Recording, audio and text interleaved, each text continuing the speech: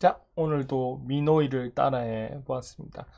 자, 오늘은 예비 고2 상충곡 수업입니다. 네. 그때 우리가 이제 약속을 제가 지키기 위해서 중간에 55분 좀 끊었죠? 칼같이. 그래서 상충곡을 다 못했는데 한번 해보도록 할게요.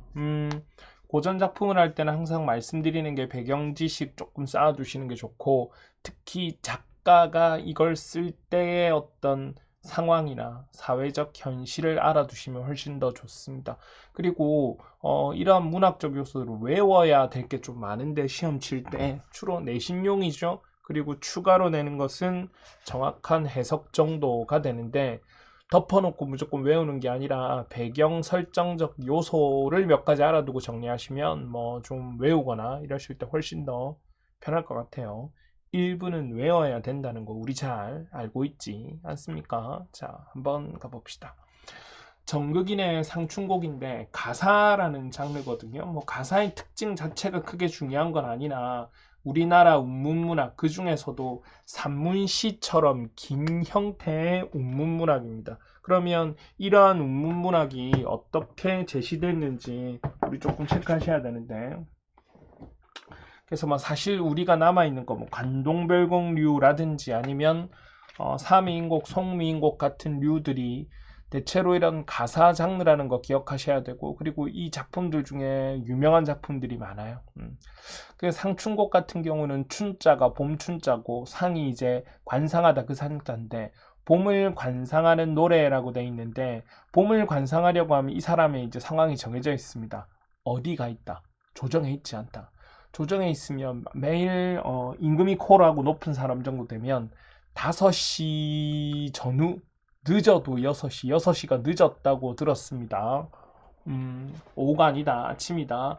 예를 들어 동궁 혹은 세자 같은 경우는 기상시간이 새벽 3시입니다. 그리고 지금이랑 다른 게 해가 지면 뭐 가로등이 없으니까 애매했을 거잖아요. 그러니까 일찍 시작해서 일찍 자게 됩니다. 밤은 보통 술을 마시거나, 술도 이제 모여서 마시다가 이제 집에 가야 되는데 힘들 거잖아요. 일찍 모여서 한잔 하다가 빨리빨리 집에 들어가는 시간대이기 때문에 저녁보다는 낮에 활동이 뛰어났습니다. 그러다 보니 여기서 일하시는 분들은 빡셉니다. 높이 계신 분들은. 그래서 많이 힘들어서 나중에는 은퇴 혹은 낙향, 고향에 돌아가고 싶다를 권하는데, 뭐 여러 가지 이야기가 있겠습니다. 뭐 이런 상황. 유배 갔다 하면 조정에 빨리 컴백하기를 원하고, 조정에서 너무 빡시게 일을 하고 있다. 그럼 뭘 원하겠습니까? 그렇죠. 저 집에 가고 싶어요. 너무 힘들어요. 인간이 다 그렇지 않습니까? 일하면 쉬고 싶고, 쉬면 일하고 싶고, 똑같아요. 공부하면 쉬고 싶고, 쉬고 있다 보면 공부하고 싶지 않던데, 너희들은. 나는 가끔 하고 싶을 때가 있습니다. 어쨌든지 간에 그런 상황이고 조금 알아두시고 가면 좋을 것 같아요. 그래서 유배 간 상황은 아니기 때문에 고향에 가서 고향을 즐긴다는데, 이때 고향에 들어가서 나오지 않는다는 형태가 돼서 은일이란 내용을 쓰는데, 은일이 은거, 은일 비슷한 의미로 쓰이나 상황이 두 가지입니다. 첫 번째, 세상이 꼴 보기 싫어서 도망간 경우. 그러니까 뭐냐면 유배는 아닌데 뭐 살인파, 훈구파 싸우고, 우리나라는 사화라 그래서 선비들끼리 싸우는데 그냥 싸우면 돼. 자꾸 죽이잖아요. 반대파를 숙청하고. 그런 상황이 벌어지면 세상이 더럽다, 꼴 보기 싫다라고 들어갈 수가 있고, 그런 게 아니고 이제 벼슬을 사임하고 나온 거니까 그냥 아름다운 자연을 즐길게, 뷰티풀 네이처 뭐 이렇게 되는 상황이죠. 이건 후자기 때문에 아름다운 경치 보고 있어요, 좋아요 이야기가 나올 거고, 전체 한번 생각해 볼게요. 아름다운 경치에서 분위기 좋습니다. 그러면 이제 나와야 될 이야기가 자연스럽죠. 뭐 한잔하기. 그래서 술 마시자, 그리고 놀자, 그다음 자연 구경 가자, 이런 이야기들이 튀어나옵니다. 그래서 여기서도 보시면 봄의 아름다운 경치를 완상하며 쳐다보며 자연에 묻혀 사는 즐거움과 풍류인데, 자연에 묻혀 사는 즐거움은 뭐 현실 속에서 따로 나가지 않는다는 이야기고, 벼슬길에 풍류라는 것은 자연 속에서 술 마시고 같이 노래하고 노는 것, 이런 거 정도가 될 겁니다. 물화일체는 나중에 보시면 아시겠지만 요거는 좀 우리가 보셔야 될 개념인데, 물이 사물할 때 물자잖아요. 그러면 그 자연과 내가 하나가 되는 건데, 예를 들어 제 폰입니다. 아이폰 얘하고 하나가 되려고 하면 그렇잖아요. 폰과 내가 어떻게 하나가 돼? 이식하면 돼요? 아이언맨처럼? 아니죠? 예. 이 뭐냐면 얘가 내 마음을 알고 내가 얘 마음을 안다. 그럼 우리 둘이는 하나가 된 것 같다. 뭐 이런 거 나오잖아요. 커플끼리. 오빠는 내 마음 너무 몰라. 너도 내 마음 몰라. 물알체가 안 돼서 그런 겁니다. 어차피 물알체는 없습니다. 그러나 작품 속에서 자연은 이야기를 하지 않잖아요. 그럼 어떻게? 내가 그 자연의 마음을 아는 것 같아. 그래서 내가 기쁘니까 나무 너도 기쁘지. 내가 슬프니까 새 너도 슬프지 라고 하는 것. 그러면 대상과 나의 감정이 하나가 되고 대상도 감정을 가졌을 거라고 이야기하는 형태가 되면 보통 물화 일체 그리고 감정이입 뭐 이런 이야기를 쓰게 되어 있습니다. 그래서 다시 하면 물화일체라는 상황이 되면 정리를 좀 해볼게요. 자연물 속에 내 감정을 집어넣었으니 그 대상이 보통 내 감정이 들어간 감정이입의 대상일 경우가 좀 많고, 그리고 감정이입이 만약에 된다면 의인법, 그 대상이 감정을 가져야 되니까 이런 요소가 나올 수 있고, 이런 정도로 생각해 두시면 될 것 같아요. 물화일체는 자연물과 내가 같은 감정과 내 생각이 통한다, 둘이 하나가 됐고 비슷하다, 이런 이야기고, 거기에 기법적인 측면에서 감정이입이 자주 들어가는데 감정이입은 대상과 내가 하나가 된다. 그렇게 되면 의인법 그리고 더불어서 감정의 동일화, 이 두 가지 작업이 일어난다 정도로 보시면 되겠습니다. 오케이? 자, 그 다음에 안빈낙도도 중요한 개념입니다. 뭐 가난하지만 편안하게 즐긴다라는 의미인데, 안분지족, 안빈낙도, 안빈일념 이런 이야기가 나오게 되면 가난하지만 즐길 수가 있는 게 돈이 필요 없는 세상, 즉 자연 속에서 살고 있는 거예요. 그래서 다투지 않고 분수와 자연 속에서 만족하는 삶을 산다. 안빈일념, 안빈낙도, 안분지족 이렇게 되는데, 비슷한데 조금 느낌이 다른 거, 좀 강화된 거는 비니무원, 가난하지만 뭐 하지 않는다, 원망하지 않는다까지. 그래서 이 개념 네 가지는 꼭 알아두시고 사자성어나 개념 나올 때 체크하시고, 가끔 내신에서 선생님이 요거 다르게 쓰실 때 있습니다. 그거는 내신 때 좀 커버하시면 될 것 같습니다.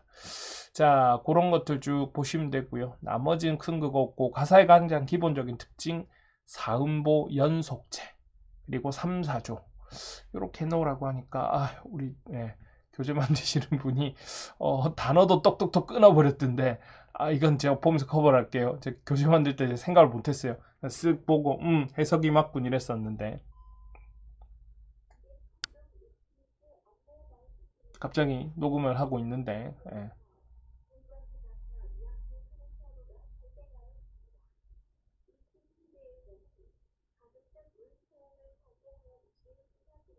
어이구, 다른 화장실이 역류를 했다네요. 이거 이유가 있습니다. 대체로 물티슈 집어넣어서 그렇습니다. 저는 절대 물티슈 집어넣지 않습니다. 자, 계속 가보죠. 자, 그래서 표현법은 서리법 아실 거고, 의문의 형식을 통해 감정을 표출하는 거고, 대꾸 나오고요. 직유 아실 거고, 의인법은 사람 아닌 것을 사람처럼 표현한다는데 감정을 가지고 있다 정도가 나오면 되고, 물화일체 정도 뜨기 시작하면 의인법이 거의 함께 나오는 상황이라고 보시면 될 것 같습니다. 자, 그 다음에 강호 한정과 강호 가도에 대한 이야기를 조금 해볼 건데, 차이가 있는 것 같습니다. 그러나 이는 학자에 따라도 좀 다르고 해설서에 따라서도 다르고, 여러분들한테 만약에 내신에서 이것저것 이야기를 다르게 많이 표현하면 졸지 말라고 갑자기 밀어넣어 봤습니다. 그렇게 이야기를 하게 되면 구비를 하나 거의 비슷한 걸로 보되, 대략적으로 쓰일 때는 강호 한정이라고 하면 자연과 자연 친화에 대한 이야기 좀 많이 나오고요. 강호 가도는 여기에 임금님 땡큐 이야기가 튀어나오는데, 15세기, 16세기 전후에서 갈라지는 어떤 양상을 이야기하는데 이거는 뭐 고등학교 수준에서는 굳이 구별 안 하셔도 되되 예, 혹시나 내신에서 다룬다면 정리를 좀 하겠습니다. 그래서 정리해보면 상충곡은 정극인 아저씨가 벼슬을 딱 그만두고 뭐 잘린 게 잘렸을 수도 있으나 사임한다고 하고 자연 속에 들어가서 속세 안녕 나 자연에 있을게 자연 너무 좋은 것 같아 아 행복해 야 봄에 소풍 가자라는 봄 소풍 가는 퇴임하신 정치인의 이야기 아 세상이 아름답습니다 뭐 이런 이야기 정도 되겠습니다. 그러니까 나쁜 마음 이상한 마음 먹으면 돼요 안 돼요? 안 되죠. 그러니까 주위와 세상이 아름다운 겁니다. 자, 한번 가보겠습니다. 그래서 의미구조 한번 보시면 대립적 구조인데 이거 좀 보셔야 돼요. 속세와 자연의 대립적 구조인데 속세에서의 때를 다 벗고 자연 속에 있는 건데 생각해 보시면 아니 고향 같다면서요 라고 하는데 고향이 대체로 시골에 있고요. 그 시골에서는 싸우지 않는 게 예를 들어 몇 사람 안 삽니다. 가구. 그렇게 되면 근처 또 조금 몇 발 들어가면 우리나라는 산이 많지 않습니까? 산 속에 들어가서 아름다운 거고 그리고 자기가 사는 동네에선 싸울 그게 없어요. 왜? 아니 전국인 정도 돼서 나름 급이 되는 정치인이 퇴임하고 낙향했는데 유교적 권위를 가지고 있는 사회에서 나라에서 일 좀 하시다 온 유명한 분인데 건드리겠어요 누가? 이상한 이야기다. 아 예 맞으십니다 말씀이 이렇게 할 거잖아요. 그러니 여기선 싸울 일 없고 속세에서는 정치하면서 얼마나 박 터지게 싸웠겠습니까? 그래서 그게 다 싫고 자연 속에서 즐겁게 즐기겠다 하는 이야기.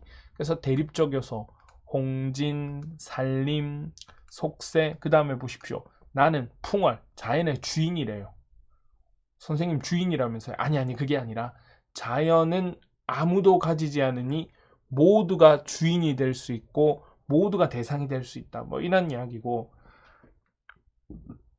일상생활에서는 부귀와 공명이 욕망의 대상이 되는데 자연 속에서는 안빈낙도 가난하지만 편히 즐기는 마음 정도로 나타난다고 보시면 되겠습니다. 그래서 자연에 묻혀 사는 즐거움 정도로 체크해 둡시다. 자, 그러면 한번 쭉 읽어보시고 여러분들 하는 게 좋고요. 바로 듣지 말고 작품의 설명 한번 싹 읽어보시고 해보시기 바랍니다. 잠깐 스톱 누르셔도 돼요. 이렇게 꼭 자, 스톱했다 치고 가겠습니다. 홍진, 즉 속세에 묻혀 사는 분들이여 누구를 불렀죠? 도노법. 표현법은 자세히 너무 이야기하지 않겠습니다. 해설이 중요하고 몇몇 표현법은 어차피 우리 또 내신해야 될 때 다시 한번 할 겁니다. 홍진에 묻혀 사는 분들이여 이내 생에 어떠한고 요건 진짜 물었습니다. 옛사람 풍류에 미칠까 못 미칠까? 천지간에 세상에 나 같은 남자 몸이 정말 많은데 살림에 묻혀있어 내가 지각을 모를 것인가? 그럼 뭐다 자신의 삶에 대한 자부심 내가 못 따를까? 내가 못 미치겠는가? 서리법을 통해서 자신의 삶에 대한 자부심을 나타냅니다. 나 좀 알아. 나 풍류 좀 즐겨. 이런 거. 양반 스웨그가 나오죠. 수간목을 벽계수 앞에 두고 그래서 초가집을 벽계수 앞에 띄워두고 소나무 울창한 곳에서 자연 속의 주인이 되었다라고 했는데 실제 도산서원 그리고 기타 서원이나 옛날 자연에서 사시던 분들이 계신 곳 가보면 지금처럼 생각보다 평지였고 산 근처에 있는 곳도 많고 해서 정말 앞에 시내 흐르고 이렇게 해서 그 사는 곳들이 형성되어 있습니다. 평지에 평평하게 촌락들이 구성되어 있는 케이스가 있으나 생각보다 많은 동네들이 산이나 그 근처 위에 이런 게 있었으니 말도 안 되는 소리 이런 식으로 하진 않으셔도 될 것 같아요. 자, 가겠습니다. 엊그제 겨울 지나 새봄이 돌아왔는데 도화, 행화, 복숭아꽃, 살구꽃 저작권 안 걸리겠지. 네. 복숭아꽃과 살구꽃 색깔은 붉거나 뭐 핑크, 약간 흰 붉음, 노랑 뭐 이런 거 정도 되겠죠. 노랑은 보다는 적색에 가까운 색이 될 겁니다. 석양이에 피어 있고 녹양방초는 푸른 버들. 이제 푸른 거니까 붉은색과 푸른색, 붉은색, 푸른색 재대비가 일어난 거죠. 부끄러워하지 마. 네. 새우, 가는 비인데 비가 오면 이렇게 색채 대비를 자주 쓰는 게 이게 과학적인 근거가 있더라고요. 비가 오면 이 방울들이 빗방울들이 일종의 렌즈 효과를 일으켜서 그리고 찌꺼기들을 쓸어내 가는 바람에 얘를 통해서 세상이 좀 맑고 투명하게 렌즈 효과를 통해 보인답니다. 그래서 조금 더 선명해 보이죠. 물방울이 이렇게 볼록하니까 볼록 렌즈처럼. 자, 그런 효과들이 있고요. 와, 너무 이쁘니까 감탄하는 겁니다. 칼로 말 안 했어? 칼로 조각했어? 붓으로 그렸어? 조물주의 이 재주가 물물마다 헌사롭다. 야단스럽구나. 이렇게 야단스럽고 대단하니 숲풀에 우는 새는 봄 기운을 못 내겨워 소리마다 교태로다 했는데 새가 소리를 내는데 교태로운지 아닌지 알 수가 없죠. 내가 그렇게 느낄 뿐이에요. 그러면 내가 봄이 너무 좋다 이거니까 물화일체, 감정이입, 뭐 의인법 이런 것들이 튀어나오는 거고요. 그 밑에 바로 나오죠. 물화일체언이 그러니까 논리적 구조는 이거예요. 작품에서 새가 소리마다 교태니까 물화일체다. 새가 봄 기운을 못 이긴다. 근데 자연과 내가 하나다. 그러니 나도 봄 기운을 못 이기겠다. 근데 실제로는 뭐다? 내가 봄 기운이 좋으니 새도 그렇게 느낄 거야. 라고 하는 표현적 방법이 들어가는 겁니다. 괜찮죠? 살인문을 걸어보고 정자에 앉아보니 조용하게 시를 음으리며 산일이 적적한데 이곳 즉 한중 한간 가운데 느끼는 즐거움. 저 요새 좀 느끼는데 이러면 게으르다고 할 수 있으나 대성도 이제 쉬고 있고 주말 수업을 위해서 집에서 수업 없거나 이럴 때는 수업 준비만 하는데 아니면 책을 참 많이 읽거든요. 재밌어요. 근데 슥 일어나서 약 먹고 아침에 밥 먹고 그렇게 하고 난 뒤에 살짝 씻은 뒤에 제 방에 앉아서 다 내 방이지만 오디오 방에 앉아서 책을 읽고 뭐 보통 클래식 틀거든요. 클래식 틀고 책을 읽으면 그렇게 즐겁습니다. 심지어 읽는 책도 요새 분석 철학 책 읽고 있습니다.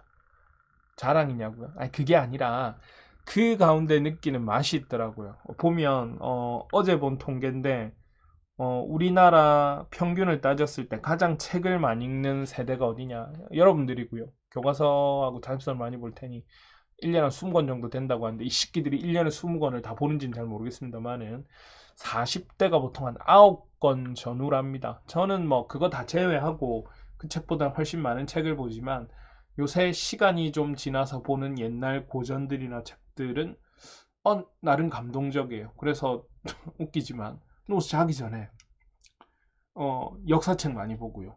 요새는 고대사 상고사에 대한 관심이 너무 많아서 노태동 교수가 쓴 한국 고대사 연구, 고구려 발해사 연구 이거 그냥 자기 전에 한 1시간 30분 정도 있습니다. 30분이나 1시간 정도.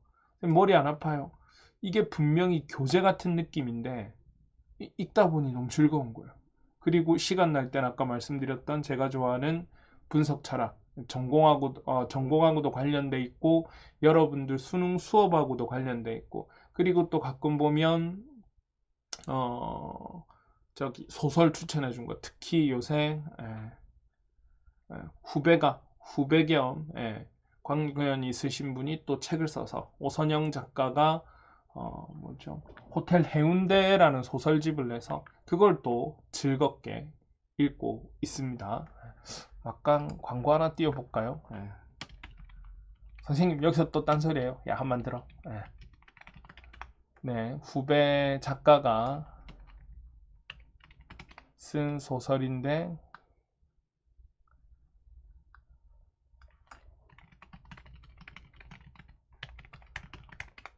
네.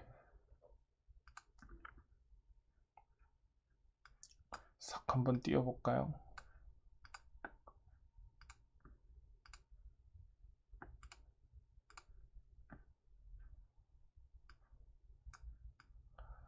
자, 요 책입니다. 재미있고요. 생각보다 훨씬 더 재밌고 볼만한 것 같습니다. 이벤트를 하나 걸도록 하겠습니다. 여기에서 가장 빨리 가장 빨리 가장 빨리 댓글을 달아주신 2학년만 해당된다. 댓글을 달아주신 1인을 추첨해서 작가, 저자 사인이 든 책을 드리도록 하겠습니다. 탐나면 붙어서 하시고 뒤에 이것도 달아주세요. 선생님 소설 이벤트 응모합니다. 요거는 표지에 쓰지 않을 거예요. 그럼 여러분들이 이걸 풀로 다 들으셨으면 체크하셨겠죠. 그렇게 해서 해보도록 하겠습니다. 쇽 지울까요? 안녕 뿅. 오케이. 자 갑시다. 오 작가 난 할 일을 했다. 오케이 계속 가보죠. 이봐 니웃들아 부르는 이야기가 들읍니다. 산수 구경 가자. 답청은 오늘 하고 욕기는 내일 하자. 여기서 보시면 답청이란 것은 풀을 밟는 것은 오늘 하고 그 다음에 목욕은 내일 하자. 어쨌든 산에 가서 놀자는 거예요. 아침에 나물 캐고 저녁에는 낚시하자. 그럼 자연 속에서 있는 건데 중요한 건 보십시오. 혼자 하는 게 아니라 뭐 하자. 자연에서 같이 하자라고 던지게 됩니다. 그럼 이게 되게 중요한 게 뭐냐고 하면 어떤 행위를 할 때 혼자 노는 것도 참 재밌는데 혼자 나 이때까지 고민하고 놀았어. 그러니까 우리 같이 소풍 갈까요? 라고 하는 겁니다. 근데 재밌는 거는 같이 하자고 해놓고는 같이 하는 이야기 거의 안 나오고요. 자기 혼자 열심히 놉니다. 그리고 술 먹을 때나 목욕할 때나 뭐 낚시할 때나 같이 하자고 합니다. 그기 아저씨 나빠요. 자, 그 다음에 이제 본격적으로 한잔합니다. 갓 괴어 익은 술은 돼 있는데 괴다가 중요합니다. 괴다가 세 가지 뜻이 있는데 1번 사랑하다. 자기나 괴 적공. 자기나 사랑해 조금. 그 다음에 괴다 이거. 턱을 요라인 괜찮네요. 턱을 괴다. 그 다음에 괴어 놓는 것은 갓에다 갓 익은 즉 사실은 발효시키다는 건데 그 술 같은 거 이런 망건에 짜서 걸러놓고 쭉 넣으면 술이 튀어나오는데 그래서 발효시키다 익히다 정도가 될 겁니다. 자 그래서 갓 발효시켜 익은 술을 갈건으로 걸러놓고 꽃나무 가지를 꺾어 수놓고 먹으리라. 그래서 옛날에 술을 마실 때 그냥 잔에 마시는 게 아니라 꽃 같은 거 하나 툭 띄어서 후후 불어가며 빨리 먹지 않고 운치 있게 먹는 그런 행위들을 했습니다. 자, 그 다음 중요합니다. 청양은 잔해지고 화풍이 건득 불어 녹수를 건너오니 봄바람이 산득 불어서 내가 저 강가에서 술을 한 잔 먹고 있는데 바람이 싹 불어오니까 좋잖아요. 이러면 향은 잔해지고 홍은 오세진다 라고 했는데 이 표현이 대박인 표현입니다.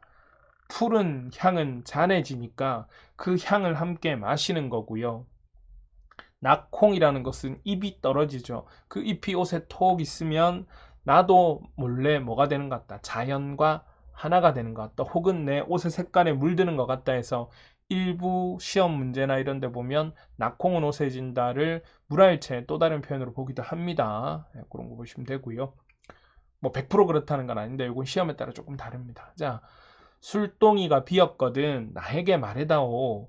아이에게 이야기해서 주가에 술을 물어. 그래서 술집에서 술을 좀 사오는데 어른은 막대를 짚고 아이는 술을 메고 그렇게 미음만보 조용히 걸어서 술을 물어. 그 다음에 미음만보 조용히 걸어 시냇가에. 자 보십시오.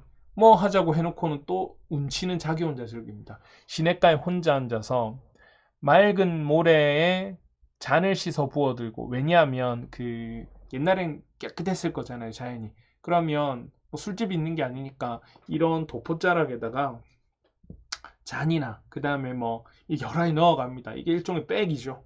백팩 대신에 뭐 해라고 했나 소매팩. 이 안에 뭐 다 넣어갑니다. 벼루도 있고 뭐도 있고.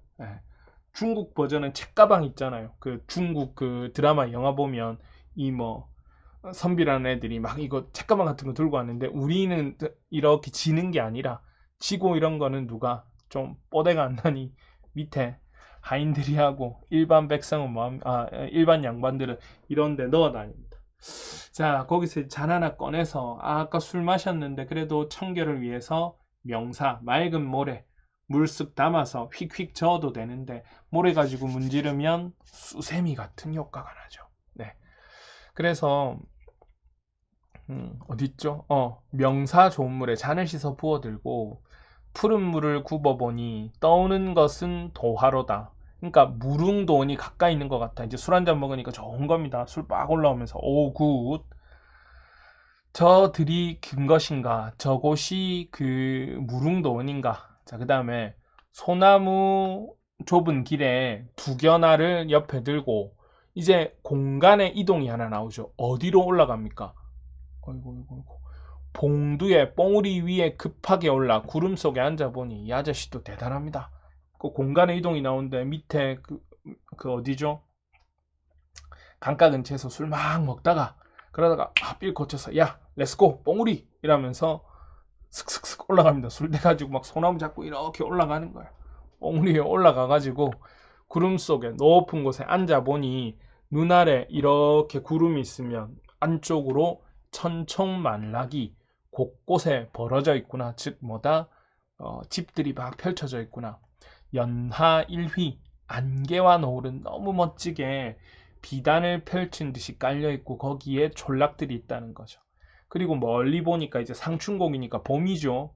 봄이 완연한데 엊그제 검은들 돼 있는데 이건 외워주시면 좋은 게 검은들은 겨울들을 이야기합니다. 왜냐하면 그 논이나 밭 이런 거 돼 있으면 그 지기 지력이라 그래서 너무 많이 거기 곡식을 지으면 여러 번 농사를 하면 그 토양이 다 돼서 지력이 다 돼서 에너지가 다 돼서 뭐가 작물이 잘 안 자란다 그래요. 그래서 막 그 에너지를 넣기 위해서 보통 인분하고 연결돼 있는데 분이 아니라 인 성분과 연결이 돼 있는데 뭐 이제 퇴비를 넣기도 하고 막 그런 짓을 하죠.